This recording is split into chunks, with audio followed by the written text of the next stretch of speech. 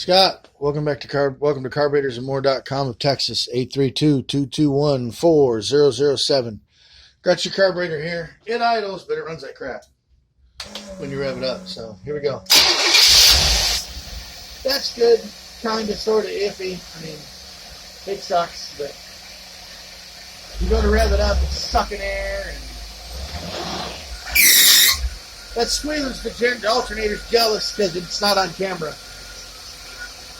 You know how women are sometimes. They get real weird. But here we go. It's in gear and watch it'll stall. Woo!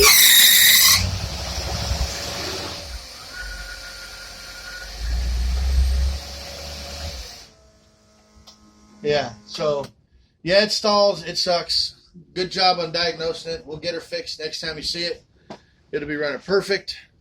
We'll send you a paper on the choke, on how to set the choke and stuff, and seeing how you're in Michigan, you're more than likely going to need it. Especially my brother lives out there. He told me last night you're getting supposed to get another 3, 4, 5, 6 inches, a foot, something like that.